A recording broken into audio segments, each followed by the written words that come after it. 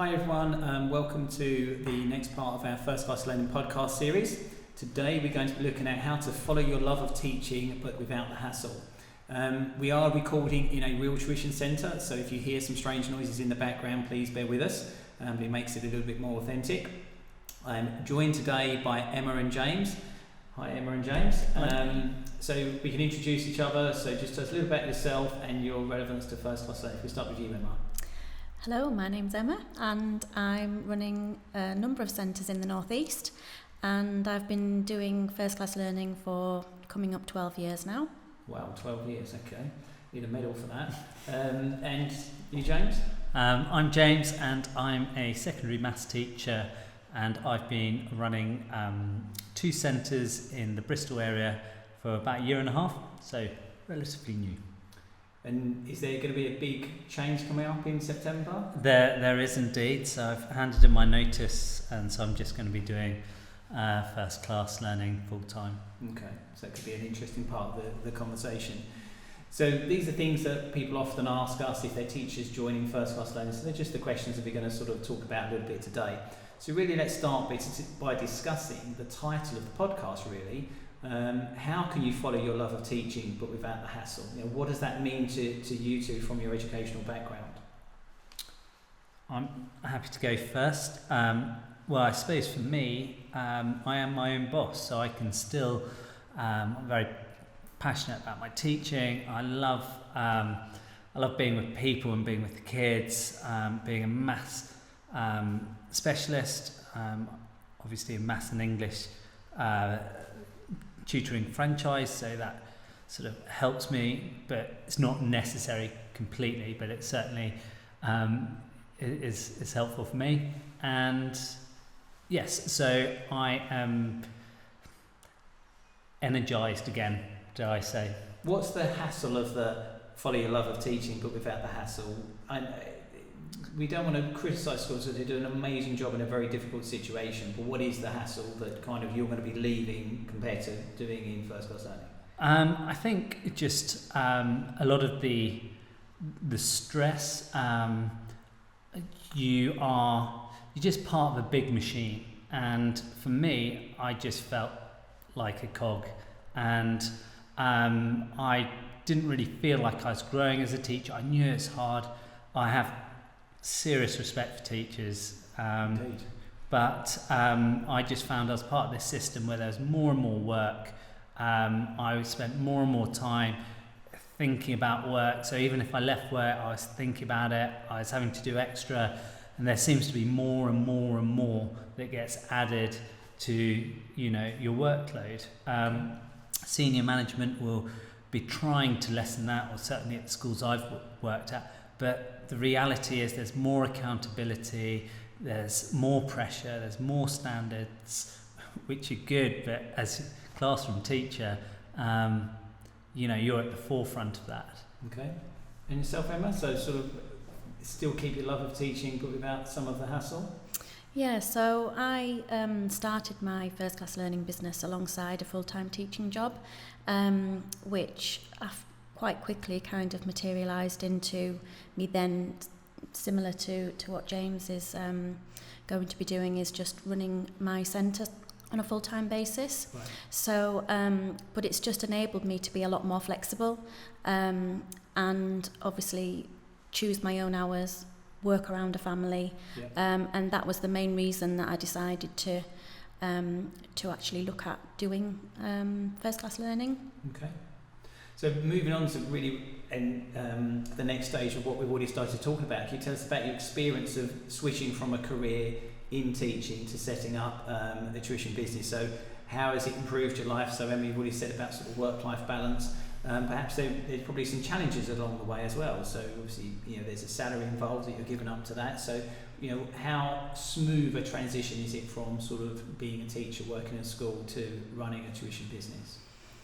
Well, I think like any new venture or new business, obviously there's always going to be some challenges, and it is difficult to begin with, and even along the way there's always challenges that you need to contend with. But certainly from my point of view, I set up my initial centre, which was on a weekend, because my full-time job didn't really allow me to do an after-school tuition centre. And then as things started to develop, I decided to then add on some further sessions, which allowed me obviously further income, and then obviously I wasn't as relied on the full-time teaching position after that. Just interestingly, when at the point when you were still a full-time teacher, and then you then also took on a tuition franchise, which is a big deal, you know, working 5 days a week and then to do something else. Was it always the intention that actually you would give up being in a school full-time, or wasn't quite sure at that point? So I kind of looked for something initially to with family in mind, so something that would be more flexible around a family, and when I saw what First Class Learning had to offer, I thought, you know, this could be the ideal thing, but like most people, I still needed an income at the time, so couldn't put all of my attention into First Class Learning initially, and obviously it was a little bit worrying and I was a little bit apprehensive, but you know, thankfully it did, as things did develop, I was able to kind of reduce my hours and focus more on the First Class Learning tuition centres. So it all worked out how you wanted. And for yourself, James, obviously you're slightly year and a half into the tuition now, you're then going full-time tuition.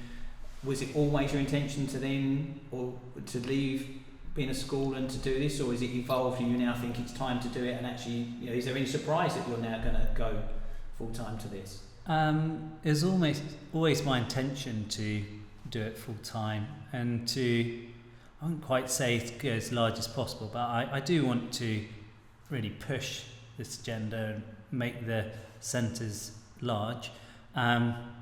Not too large, because I know that there's some centres who actually had so much demand that they've actually, you know, they've had too many pupils, which I found interesting. And yeah, so for me, this has always been my goal. I started with 0.8 timetable. Just explain what that means for so that's 4 days a week, and then I went 0.6, so 3 days a week, then down to 0.4, 2 days a week, and now I've decided actually I'm going to pack it all in. But really what I'm doing is I've got a secure salary of my teaching salary that's going to be covering my costs and my lifestyle, and then as the business grows I'm sort of letting go of that income and then depending more on my franchise income. Okay.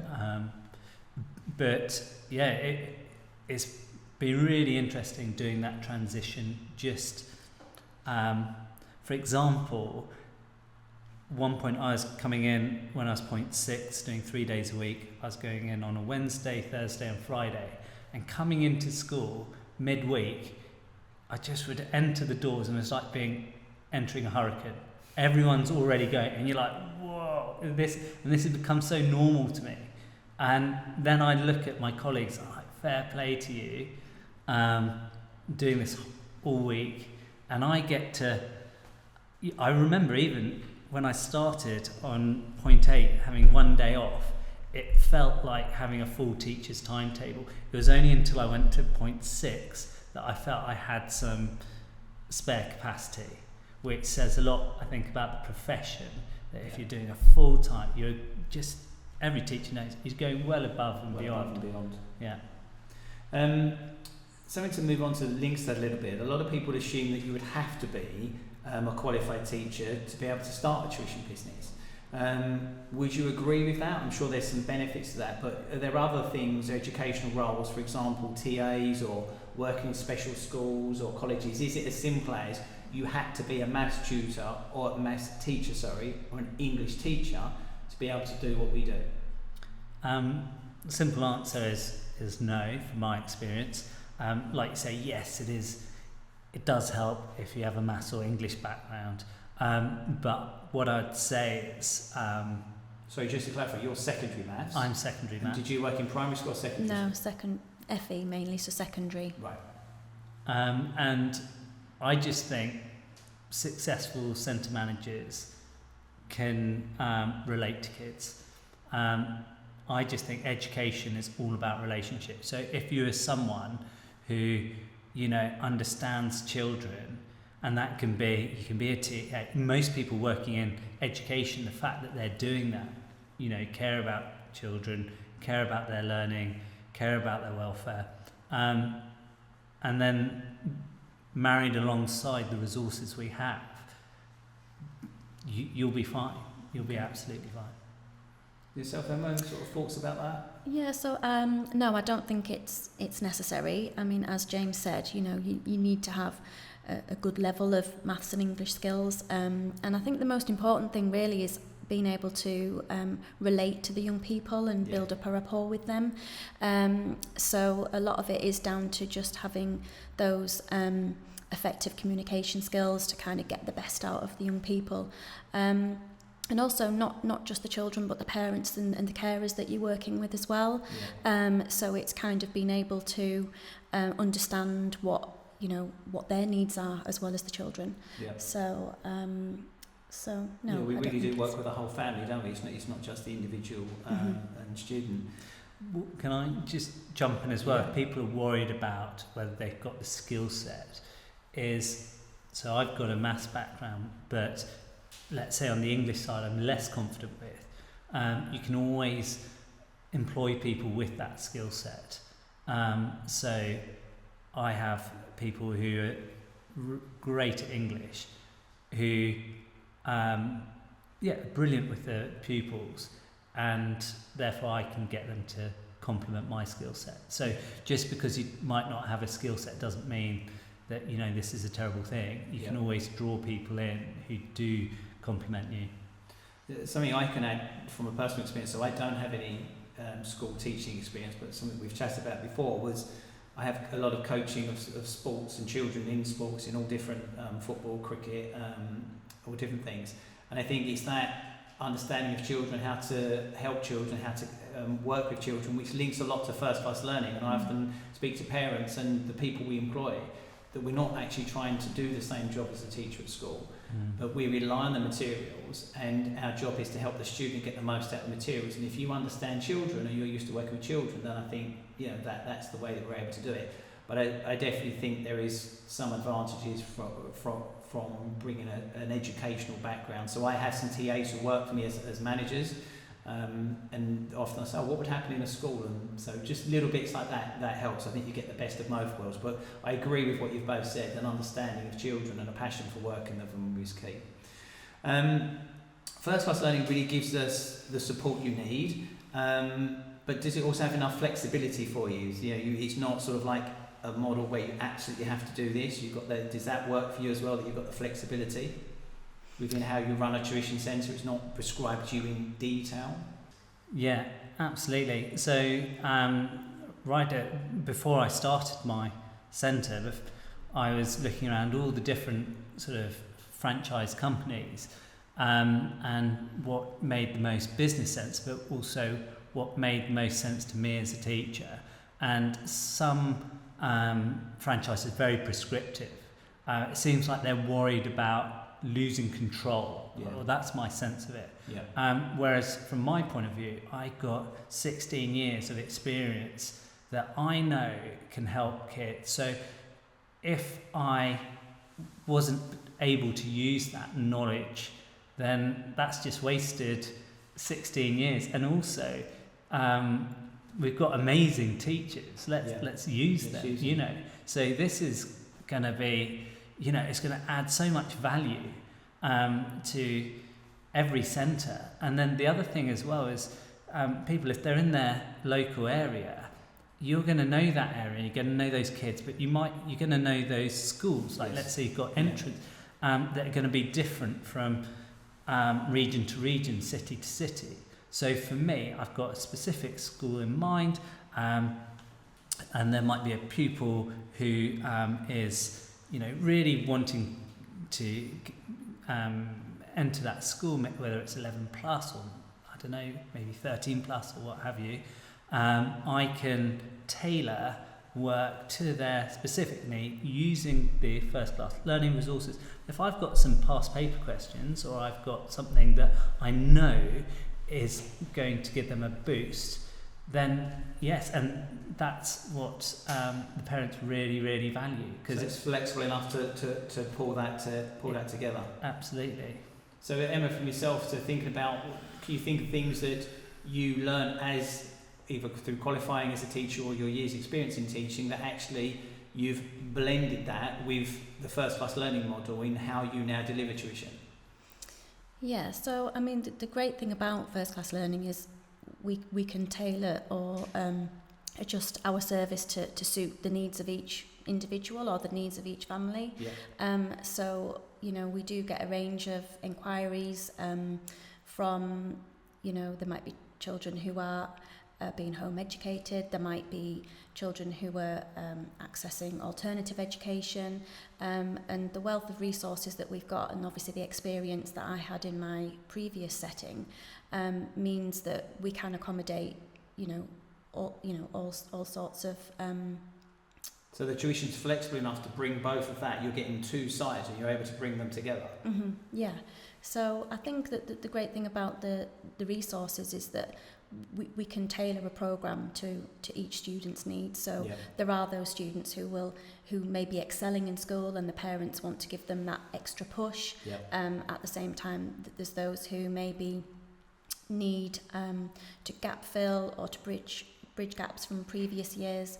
And the great thing about the modules is that we can use our skills assessments to kind of identify areas that the children need to focus on, and then build a programme that's suited to them. Okay.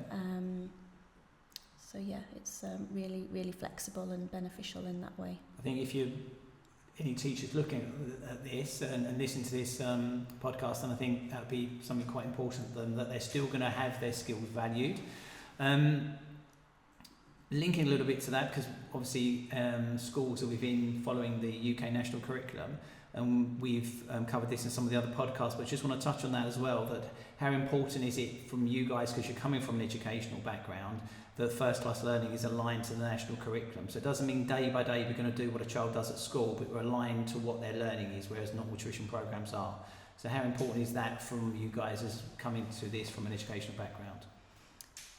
I think it's really important because ultimately, at least not just the children in terms of the work that they're covering being relevant, but I think certainly from a parent's perspective, and also teachers as well, any additional support that parents and carers can get for their children, if it's kind of aligned with what they're studying at school, they feel a value of that.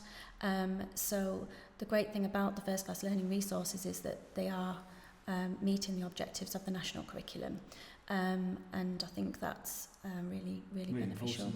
Yourself, James? Yeah, I think just agreeing with what's being said, and just being able to dovetail with the schools and supporting our colleagues in schools. So that's really important that we're doing that. And then I think that's a really key phrase, actually. So sometimes teachers think about us as almost the devil, but actually we're not. We're trying to support them and help them as well. Yeah, absolutely. And if I got as a teacher, and I've got 30 kids in front of me, and I've got some of them who are getting support outside of the class, I'm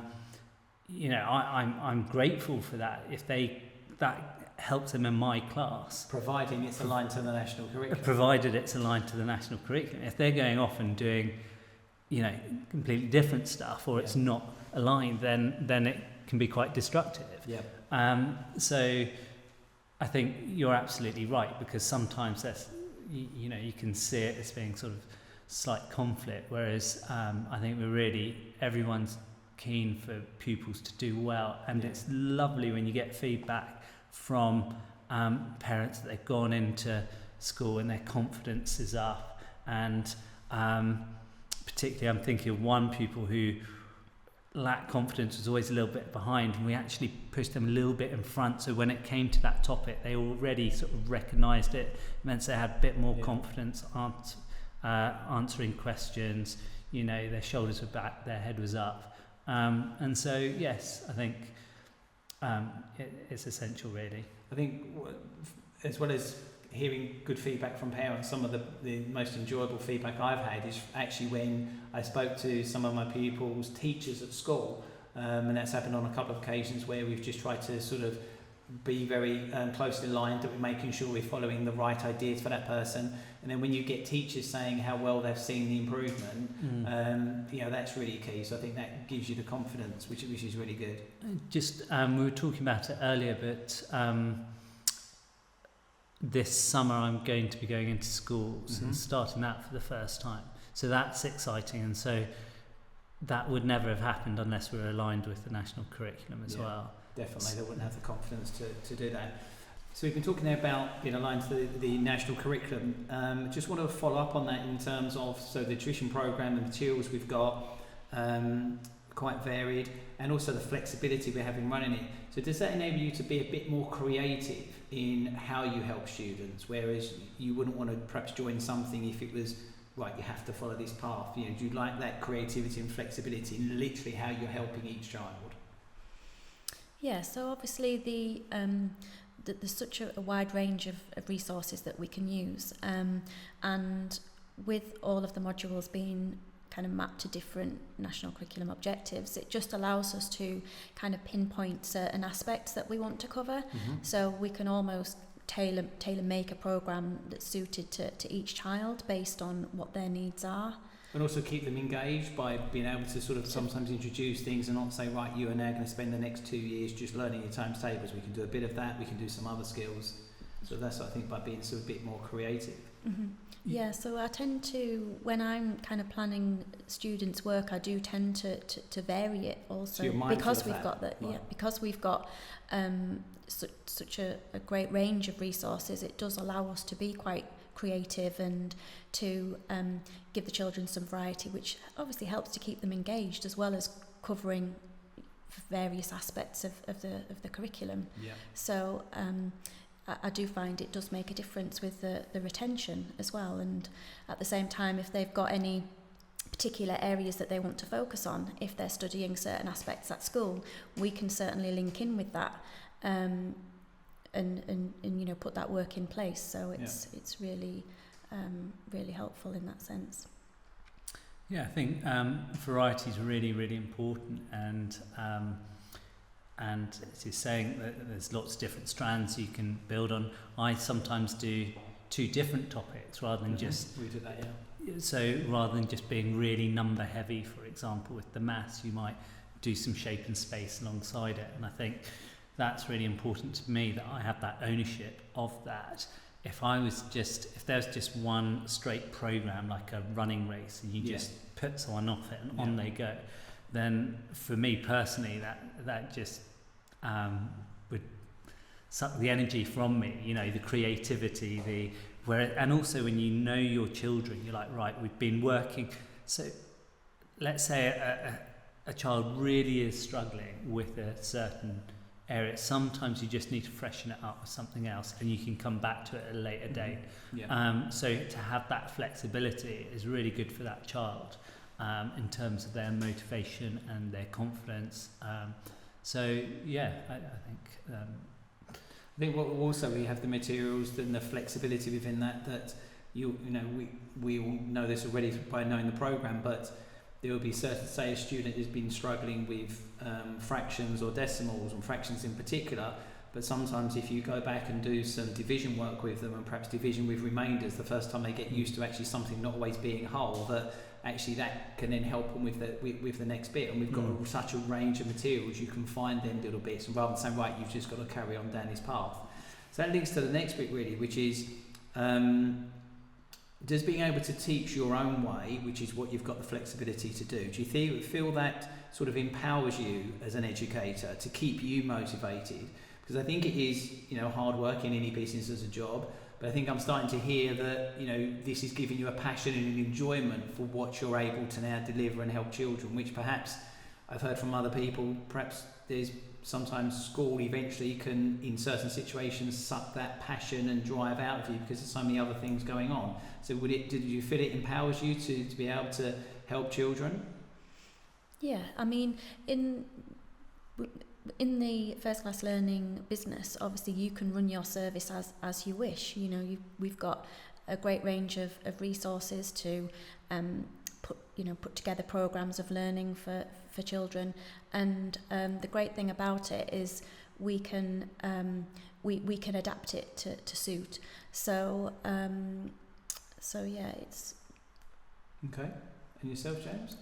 Forgotten what the question was. So did I. So it's about being able to empower you as an educator.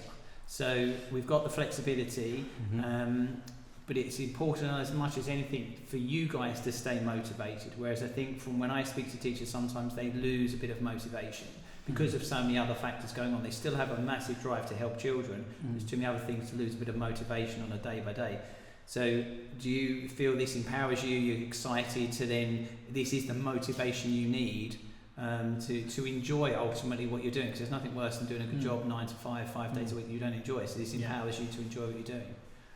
Yeah, well, for me, there's two aspects in terms of the motivation. There's one, setting up your own business and everything. You know, you're your own boss, and that's exciting. You're going to be learning not just about the educational aspects, but you're going to be learning about your marketing, and you're going to be learning, just about everything, your accounts, your this. Employing staff, exactly, 100%. So I love that, because I'd certainly got stale in teaching, and I was just kind of delivering fractions and simultaneous equations year after year after year. And I could literally tell you in the next 20 years exactly what I'd be doing, and that sort of made me die slightly on the inside. Whereas the learning, that setting up your business is massive. But also, being secondary teacher, I really enjoy teaching the primary kids. So we've got the resources for that. And having taught secondary kids, I know that various skills are so important that hold them back in secondary school, so they can really get involved with that. So I really enjoy teaching the secondary school kids, which I've always have, but it's on my terms now. But also I've got a whole new sort of age groups to work with who I really enjoy working with. Yeah. So certainly from a teaching aspect, just that range of ages I thoroughly enjoy as well. So that moves perfectly on to the next point, and then if we could share some specific success stories, obviously only first names and things, but situations where you had a student from here and then now at this point. So I can remember a student joined us that perhaps struggled a bit through school, didn't perhaps get the breaks that they needed, and was by year 3 or 4 was still struggling to understand the concept of adding 1 and adding 2. And a year and a half later, we're doing division with remainders, and to look back at her journey is just amazing, and the parents look back. So perhaps if you've got some stories like that of known specific things that you started here at this age, or secondary ones and things like that you can think what a difference you've made.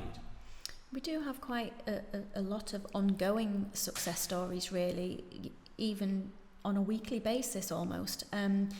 Children coming in saying, I've got maths star of the week, and yes, some might get that generally, but a lot of the time, normally when they tell us about it, they believe that something that we're doing is making a difference and helping with that. And then you've got those who, might have started off saying, maths is my worst subject, or I hate maths, and then the next, months pass, maybe even years, but still it makes a difference when they come in and say, maths is my favourite subject now. And that makes it really, not just rewarding for them, but for us as well in supporting them with their journey. So we do get a lot of ongoing successes, really, which is a really nice part of what we do. And I'm sure, James, there was success stories at school. We're talking a lot about possibly leaving school to do a tuition service, but let's not forget that schools still do an amazing job. So there were, I'm sure, rewarding moments at school, but can you think of some things with tuition that you've actually seen, perhaps where you've been able to give a slightly more focused, a personalised programme that we've said, that you've seen that make a specific difference to a child? Yeah, I can think of two within the last week. The first was a child trying to get into a very competitive local school. Parents really didn't quite know how to go about this, and they weren't even sure whether they wanted to enter their kid for it initially. Anyway, they decided that they did want to enter their child, and so we were able to quickly assess where the gaps were and to address them. And because we've got that flexibility, we were able to identify some of the gaps with the FCL resources, but then we were also able to complement it with more exam technique, past papers, focus questions, that sort of thing, which is the great thing about having that flexibility, is the complementation of those two materials. But he managed to get in, which was great, but I also knew some people who worked at school who just said how competitive it was. So he did remarkably well, so that's great. Now, if he hadn't have got in, it still would have been great, because he's come on leaps and bounds. Yeah. Away from exams, I got a new girl in year 4 who has been with us for 4 weeks now, so relatively new. And Dad pulled me aside just 2 days ago, just saying how her confidence has already gone up.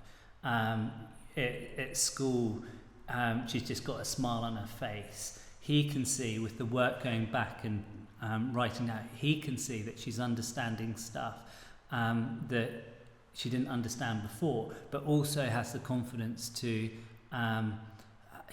tackle things that are quite hard, like Roman numerals and things like that, which previously she wouldn't have touched with the barge pole, but whereas now she's got momentum to approach new. So we talk a lot about skills and confidence, don't we? So we talk about that in our marketing things, and that's kind of sometimes undervalued. And to the point of that, I hadn't thought about thinking of success not only from, I couldn't do this, but I now can do this. But actually something we possibly need to be aware of even more is how confidence changes. So the ability to, through the flexibility of the programme and all of the smart materials that we have and the assessments, we've very often had students that were struggling at school. As much as anything, you only need to miss a little bit of school to then fall behind, and school is still going at the same pace. It doesn't wait for you to catch up. It just can't. It's not criticism, it's just a reality. So if you then start presenting work that child all of a sudden can do, still stretches them a bit, they still learn, but actually school day by day was a bit impossible or overwhelming, and now they come to tuition and think, actually, if it's presented and it's what I need, all of a sudden I build my confidence. And that spreads in other subjects, and something the parents might say about, they just are happy to go to school. And when you hear that, it's... Well, I think one thing that jumps to mind, particularly on the maths front, is it's very easy, if you battle with a subject, it's very easy to get lots and lots of crosses, and it can be quite demoralising. Whereas with a tailored programme, you can start getting those ticks. Yeah. And so confidence, if you're great at maths and you just love getting ticks, then great, it can make you feel amazing. But similarly, if you do battle with it, it can be quite demoralising. So as teachers, we will differentiate. But again, when you've got 30 kids, the work isn't personalised. And so if from the tuition side, if you can rein it back a bit, go to those fundamentals and just make sure that the work's at the right level, for some children, that's fantastic. For some children, that's a game changer, isn't it? That's what it is. So I think confidence is really key. What we're talking about, sort of positivity and confidence, taking a little bit away now from the children in the centre, how much of a difference has being able to sort of make your own schedule, your own working hours, work when you want to? How much has that changed and helped you in sort of personal life, mental well-being, which we're all more aware of now, and things like that? How's that side of the business helped? I mean, for me personally, I mentioned earlier about the reasons behind kind of coming on board with first class learning. And for me, it was kind of thinking about what could be more flexible, what could be more, give me a bit more time at home around a family. I just knew that I didn't want to be kind of having a child in childcare from 9 till 5 every day. And so it was kind of looking for something that would give me a bit more flexibility and to spend time at home. So the great thing is that obviously initially when I started out, I was doing a bit of both. But now, I mean, whilst the children have been younger, I have spent all of the daytimes at home with them. And then as they've gone on to school, the great thing now is that I never miss a performance. I don't miss a sports day or an event. You know, I'm generally the mum actually that's ferrying the children back and forth to these activities because a lot of the other parents are working. But that's the great thing about being my own boss and being able to choose my own hours. So from that point of view, I found that was one of the main reasons initially, and still 12 years on, I'm finding it, really. So the burning question everybody's going to say, do you enter the parents' race? Are you first up in the queue for the sports day parents' race? No, but my husband is. Okay. So for you, James, I know I've got friends that are teachers, and it is a stressful thing, stressful position, and with a lot of focus in the news and media about mental well-being and mental welfare.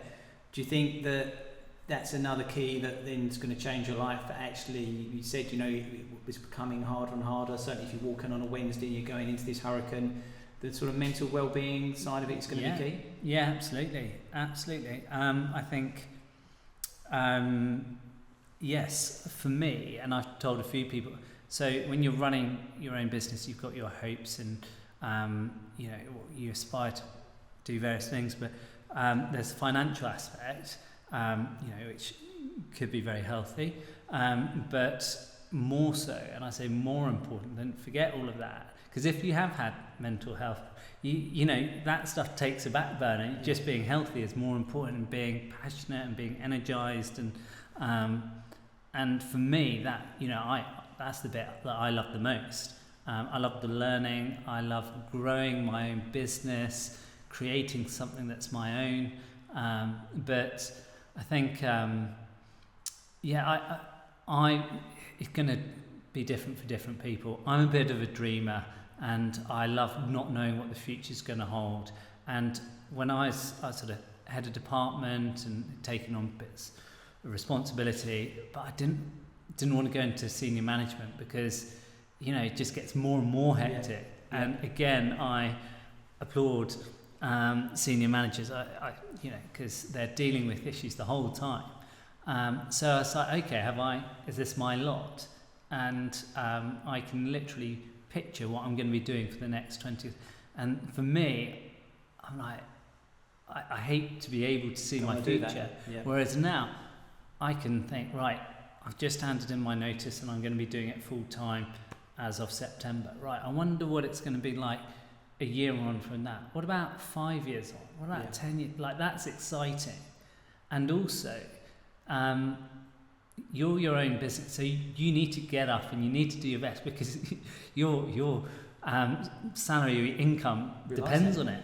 But I like that. It's raw. It's fresh. Well, that leads to the next point really well, and that's kind of walking away from teaching, which is probably the wrong way of looking at it. It's not walking away from teaching because you're still helping children.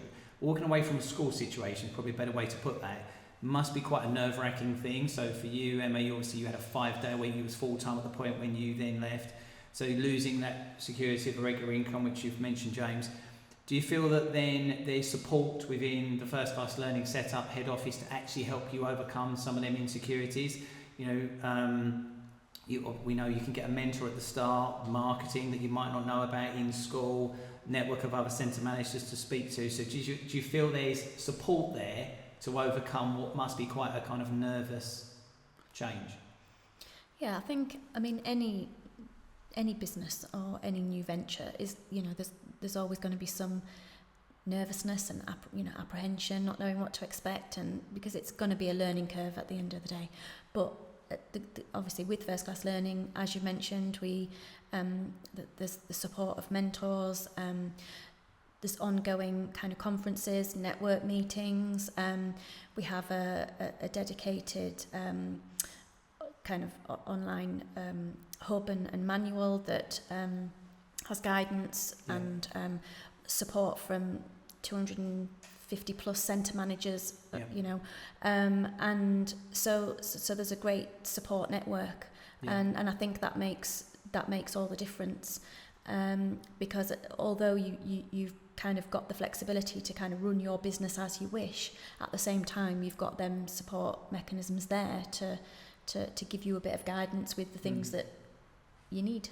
I mean, your ideal for this, James, obviously, you're literally about to do that. There's no way you would be then leaving the security of even now at 0.4 2 days a week. There is still a security of money from that. There's no way you would be leaving that if you didn't feel confident in your own. You said before about dream. I don't think you're a dreamer. I think you're aspirational. I think there's a difference there. But that you must feel confident in what you've built to date and what you can do.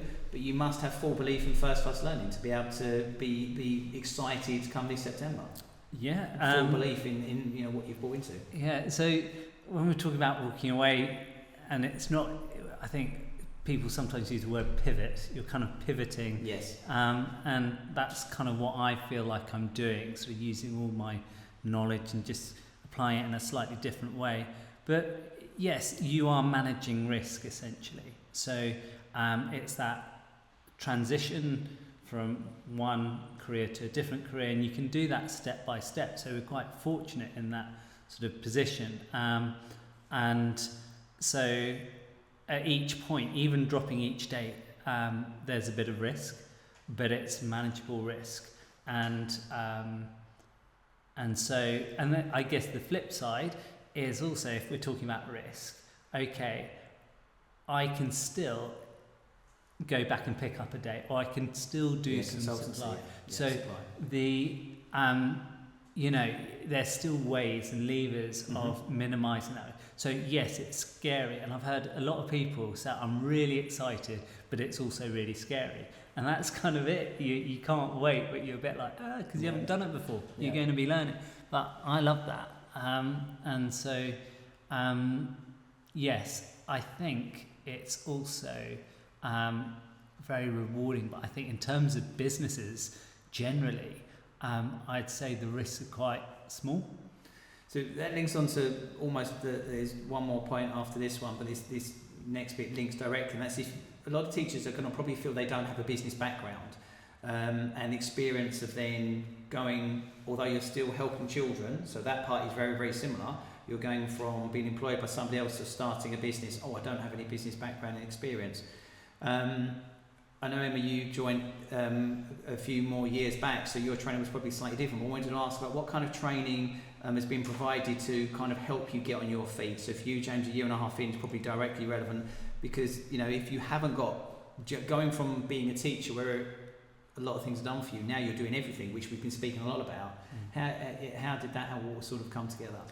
So there's a 3-day training package that you go on, which is great, and a lot of these training days, it's the training itself is important, but just also meeting people at that same position. You're all going to have the same questions. I remember as an NQT in my first year, we used to, what are they called, ECTs now? Anyway, it doesn't matter. We used to go off to various courses, and actually the best bit was chatting to other NQTs and realising that you had the same thoughts, and this is going well, but this was really tough. So those 3 days were really, really good. And then you get a mentor, and I'm still very close with my mentor, and we're constantly talking about ideas and this and that and the other. So that helped overcome the sort of daunting aspects of it. Yeah, and there's some things that sound scary, but actually are all right. And when you start talking about accounts, you're like, and then have you got your insurance, and there's lots of big words that sound scary, but I promise you, when you start that journey, once you once you know, and it's not really tricky. Yeah. And in fact, it's in every sort of organisation's interest that support small businesses to make it as easy as possible. Yeah. So can you remember, Emily? Can you remember back? So obviously I know it's a few more years back, but did you sort of feel, what gave you the confidence that took away that fear, or it probably was still some fear, but what gave you the confidence to do it? Yeah. So I mean, even in the early days, we did have a training package that we had like kind of introductory information about, even just down to like setting up a business account and things like that. So even from day one, I think things have developed a lot since when I first started, in terms of the support that new centre managers receive. But even then, there was an ongoing kind of support network. There was always other centre managers, if not senior management who were there, to offer advice and support. Okay. So I think, to be fair, even though starting a new business is quite daunting, there is a good level of support available, and there was when I set out as well. I think also head office are very accessible. Sometimes when we think of a national company, we think national brand, we think of multiple layers, and you never really get to speak to the people at the top. Whereas with us, we do, yes, and that would be the same for anyone. That's really important. So literally, last point, we wrap this up. So we're going to bring it right back to fundamental school learning, etc. And back to our materials, what we have as a programme. Being in the school system is tough. There's so much preparation you have to do for your classes, for your centres, for the new year and things like that, and background work, which is probably undervalued by most parents. They don't quite realise how hard teachers are working behind the scenes. We have learning pathways that we can follow. We have skills assessments, we have progress tests that we've got, and all things like that easily available. So is there a lot of sort of welcoming ideas to them thinking, I've got to do so much less preparation than I did when I was in a school because I'm supported by this system?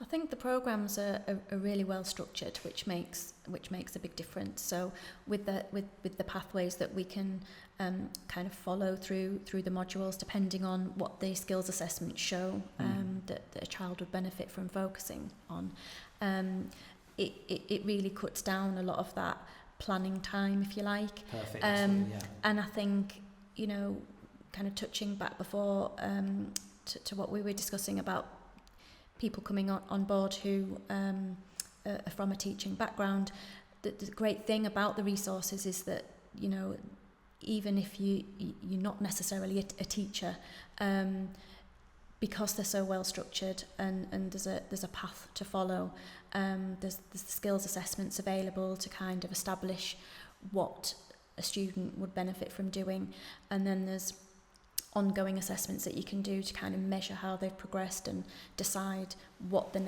best next step might be.